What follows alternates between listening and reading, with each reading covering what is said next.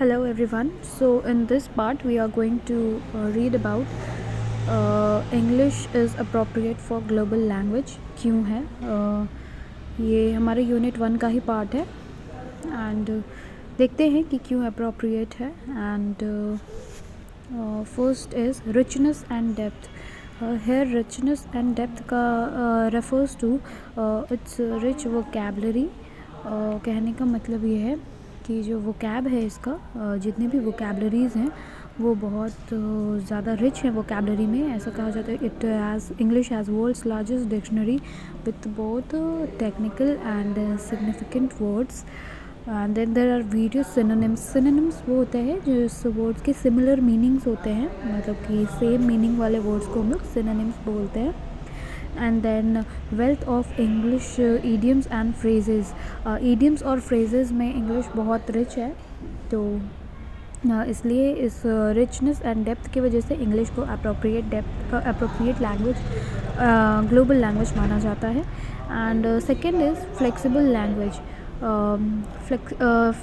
English को जो है बहुत ही ज़्यादा मोस्ट फ्लेक्सिबल लैंग्वेज कहा गया है, और सेम वर्ड्स को यूज़ करने की एबिलिटी जो है इसमें बोथ नाउन एंड वर्ब को जो है हम सेम यूज़ कर सकते हैं। एक ये रीज़न है। फिर words can be created by addition of prefixes and suffixes. कहने का मतलब है हम प्रीफिक्स लगाकर या सफिक्स लगाकर, प्रीफिक्स यानी कि वर्ड के पहले लगा देंगे और सफिक्स यानी कि बाद में लगा देंगे। फॉर एग्ज़ाम्पल अब जैसे कि वर्क है WORK है, उसमें ING लगा दिया तो हो गया सफिक्स हो गया। और अगर हम किसी चीज़ में वही हो गया सफिक्स और हम पहले लगा दिए तो वो प्रीफिक्स हो गया। तो ये है कि हम लोग बहुत सारे नए वर्ड्स बना सकते हैं सफिक्स और प्रीफिक्स को ऐड करके। Grammar is simpler, next point है। इसका इंग्लिश की जो ग्रामर है उसे कहा जाता है कि वो काफ़ी सिंपल है।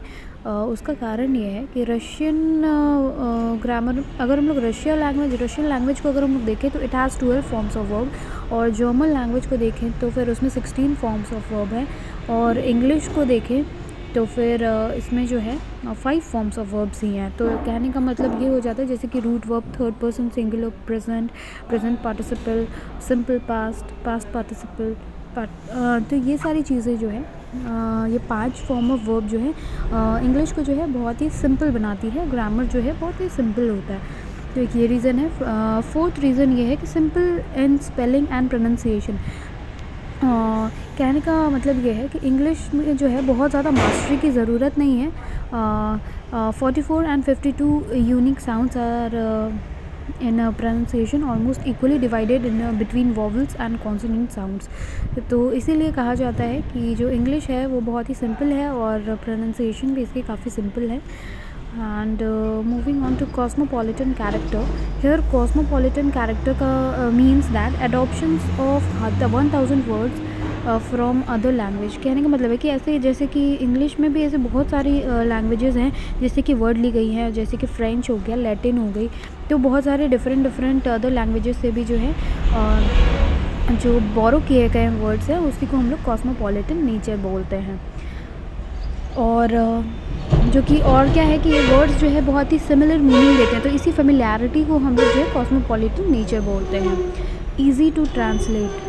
यहाँ पे ईज़ी टू ट्रांसलेट से मतलब ये है कि जो इंग्लिश है उसको ट्रांसलेट करना काफ़ी इजी है और बहुत ही शॉर्ट ट्रांसलेशन होता है, और क्या होता है कि इसमें मिसअंडरस्टैंडिंग्स भी बहुत कम होती है, तो इसलिए ये एप्ट है as a global language. And our last point is language of culture and class. ऐसा कहा जाता है कि English is the language of culture and class throughout its history, and also that ये जो अपने साथ जो है अपने जो भी कल्चर्स है वो सबको वो कैरी करता है।